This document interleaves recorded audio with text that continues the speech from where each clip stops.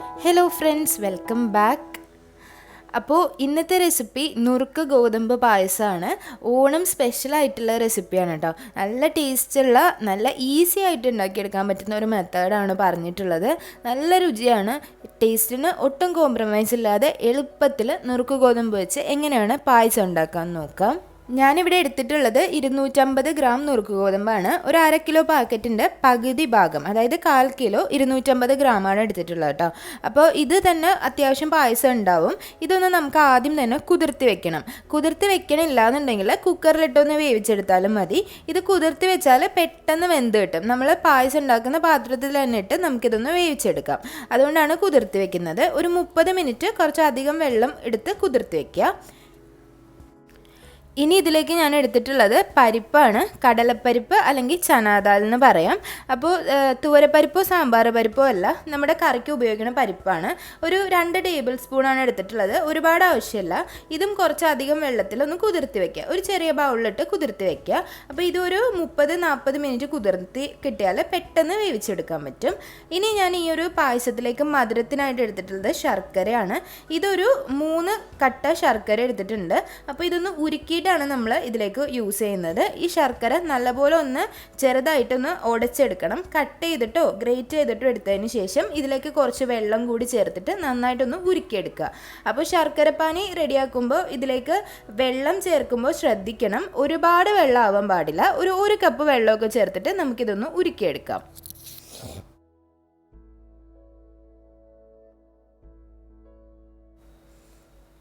ശർക്കര ഉരുക്കിയതിന് ശേഷം നല്ലപോലെ ഒന്ന് അരിച്ചെടുത്തിട്ട് പായസത്തിൽ ഉപയോഗിക്കുക. കാരണം ശർക്കരയിൽ എന്തായാലും കട്ടും കരടൊക്കെ ഉണ്ടാവും. അപ്പോൾ എന്തായാലും ഇതുപോലെ ഒന്ന് ഉരുക്കിയെടുക്കുക.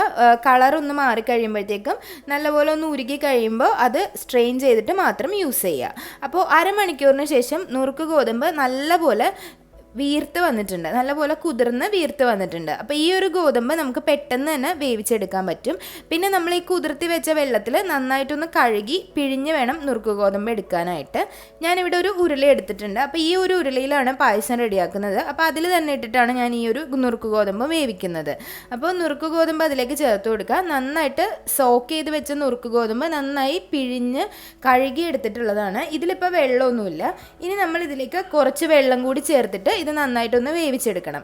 അപ്പോൾ ഈ ഒരു നുറുക്ക് ഗോതമ്പ് വേവിക്കുന്ന സമയത്ത് പെട്ടെന്ന് തന്നെ വെള്ളം വലിച്ചെടുക്കും.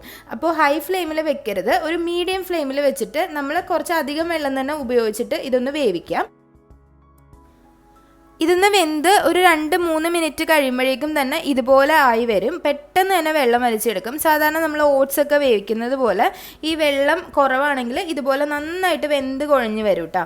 അപ്പോൾ കുറച്ചുകൂടി വെള്ളം ആവശ്യമാണെന്നുണ്ടെങ്കിൽ ഒഴിക്കാവുന്നതാണ്. ഇതിന് ഒരുപാട് വേവൊന്നുമില്ല. ഇനിയിപ്പോൾ ഓൾറെഡി കുതിർത്തിയതായതുകൊണ്ട് പെട്ടെന്ന് തന്നെ വെന്ത് കിട്ടും. ഇനി അതിലേക്ക് നമ്മൾ റെഡിയാക്കി വെച്ചിട്ടുള്ള ശർക്കരപ്പാനി ചേർത്ത് കൊടുക്കുക. മുഴുവനായിട്ട് ശർക്കരപ്പാനി ചേർത്ത് കൊടുക്കണ്ട, കുറച്ചായിട്ട് ഒഴിച്ചു കൊടുത്താൽ മതിയാവും. അപ്പോൾ നിങ്ങൾ ഈ ഒരു സമയത്തൊക്കെ തീ ലോ ഫ്ലെയിമിലാണ് വെക്കേണ്ടത്. തീ ഓഫ് ചെയ്യാൻ പാടില്ല. ആ ഒരു ചൂട് പോവാതെ തന്നെ ഈ കാര്യങ്ങളൊക്കെ ചെയ്യണം കേട്ടോ. അപ്പോൾ തീ ഓഫ് ചെയ്യാതെ തന്നെ ഏറ്റവും ലോ ഫ്ലെയിമിൽ വെച്ചിട്ട് ശർക്കരപ്പാനി ഒഴിച്ചു കൊടുത്തതിന് ശേഷം നന്നായിട്ടൊന്ന് മിക്സ് ചെയ്തിട്ട് എടുക്കുക.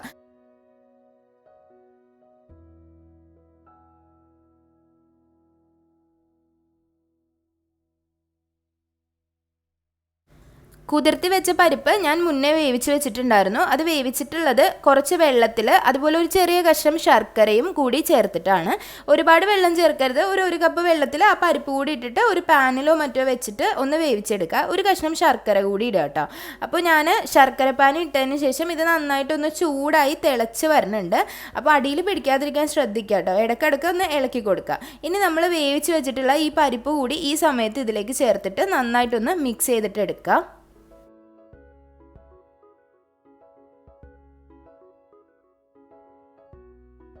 ലോ ഫ്ലെയിമിൽ ഇതിൻ്റെ ചൂട് പോകാതെ തന്നെ നോക്കുക കേട്ടോ.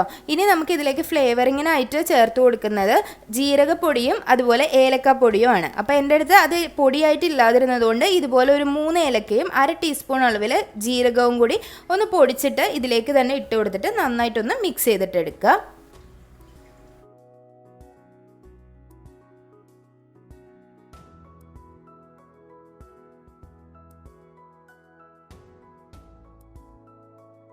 നമ്മൾ ഗോതമ്പ് വേവിച്ചെടുത്തത് വെള്ളത്തിലാണ്. നിങ്ങൾക്ക് ഇതിന് പകരമായിട്ട് തേങ്ങാപ്പാലിൻ്റെ 2ാം പാലിൽ വേവിച്ചെടുക്കണമെങ്കിലും വേവിച്ചെടുക്കാം. ഇതിപ്പോൾ ഞാൻ വെള്ളത്തിൽ വേവിച്ചത് കൊണ്ട് തന്നെ ഞാൻ 1ാം പാൽ മാത്രമാണ് ഇതിലേക്ക് ചേർത്ത് കൊടുക്കുന്നത്. ഇപ്പോൾ കറക്റ്റായിട്ട് വെന്ത് അതുപോലെ എല്ലാം ഒന്ന് മിക്സായി വന്നിട്ടുണ്ട്. നല്ല ഫ്ലേവറൊക്കെ ഉണ്ടാവും ഈ സമയത്ത്. പക്ഷെ ഒന്ന് തിക്കായിരിക്കും. നമ്മുടെ ആ ഒഴിച്ചു കൊടുത്ത വെള്ളമൊക്കെ വറ്റി ഇതുപോലെ തിക്കാണ്. അപ്പോൾ കുറച്ചൊന്ന് ലൂസാക്കാൻ വേണ്ടിയും നല്ലൊരു ടേസ്റ്റിന് വേണ്ടിയും ഇതിലേക്ക് ചേർത്ത് കൊടുക്കുന്നത് തേങ്ങാപ്പാലാണ്. അപ്പോൾ ഇത് തേങ്ങാപ്പാലിൻ്റെ 1ാം പാലാണ് കേട്ടോ. ഏകദേശം ഒരു 2 കപ്പ് തേങ്ങാപ്പാൽ ഞാൻ ഇതിലേക്ക് ചേർത്ത് കൊടുക്കുന്നുണ്ട്. അപ്പോൾ ആദ്യം കുറച്ച് ഒഴിച്ചു കൊടുക്കുക. ഒഴിച്ചു കൊടുത്തതിന് ശേഷം നല്ലവണ്ണം ഒന്ന് മിക്സ് ചെയ്തിട്ട് എടുക്കുക.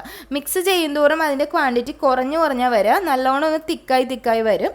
അപ്പോൾ പിന്നെയും അത് ഒഴിച്ച് ലൂസാക്കി നിങ്ങൾക്ക് എത്രയാണ് പായസം ലൂസ് വേണ്ടത് അതനുസരിച്ച് എടുക്കുക.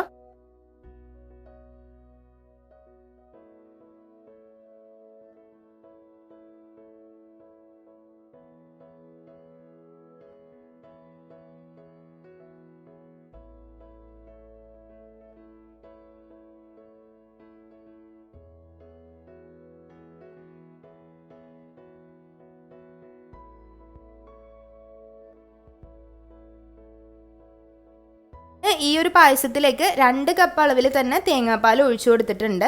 എന്നാൽ മാത്രമാണ് അതൊരു കറക്റ്റായിട്ടുള്ളൊരു കൺസിസ്റ്റൻസിയിൽ എത്തുള്ളൂ. അത്യാവശ്യം തിക്കല്ലാതെ കുറച്ച് ലൂസായിട്ട് തന്നെയാണ് ഈ ഒരു പായസം എടുക്കുന്നത്. നല്ല ടേസ്റ്റിലുണ്ടാവുക.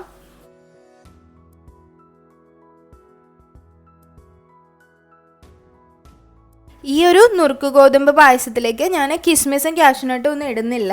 ഇടണമെങ്കിൽ ഇടാം കേട്ടോ. ഇതിലേക്ക് അപ്പോൾ ഞാൻ നെയ്യിൽ വറുത്ത തേങ്ങാക്കൊത്താണ് ഇടുന്നത്. ഒരു പ്രത്യേക ടേസ്റ്റാണ്. നെയ്യിൽ നന്നായിട്ട് മൂത്ത് വറുത്തെടുത്ത തേങ്ങാക്കൊത്ത് ഇട്ടാൽ. അപ്പോൾ അതുകൂടി ഇട്ട് കൊടുത്തിട്ട് നന്നായിട്ടൊന്ന് ബ്രൗൺ കളർ ആവുന്ന സമയത്ത് ഇതൊന്ന് പായസത്തിലേക്ക് ചേർത്ത് കൊടുക്കാം.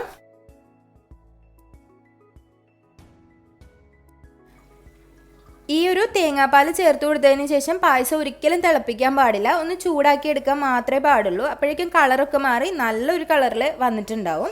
ഇനി ഇതിലേക്ക് ഈ തേങ്ങാക്കൊത്ത് കൂടി ചേർത്ത് കൊടുത്തതിന് ശേഷം നന്നായിട്ടൊന്ന് മിക്സ് ചെയ്തിട്ട് ചൂടോടെ സെർവ് ചെയ്യുക കേട്ടോ. അപ്പോൾ ഈ ഒരു പായസം എനിക്ക് കുറച്ചുകൂടി നന്നായി തോന്നിയിട്ടുള്ളത് കുറച്ചുകൂടി ഒന്ന് ആറിയിട്ടാണ്. അപ്പോൾ എല്ലാവരും ട്രൈ ചെയ്ത് നോക്കുക. ട്രൈ ചെയ്ത് നോക്കിയിട്ട് അഭിപ്രായങ്ങളൊക്കെ കമൻറ്റ് ബോക്സിൽ അറിയിക്കുക. അതുപോലെ വീഡിയോസൊക്കെ ഇഷ്ടമാകുന്നുണ്ടെങ്കിൽ ചാനൽ സബ്സ്ക്രൈബ് ചെയ്യാൻ മറക്കരുത്. സബ്സ്ക്രൈബ് ചെയ്യുമ്പോൾ കൂടെയുള്ള ബെൽ ഐക്കൺ കൂടി പ്രസ് ചെയ്യുക. അതിൽ ഓൾ എന്നുള്ള ഓപ്ഷൻ തന്നെ പ്രസ് ചെയ്യാൻ മറക്കരുത്.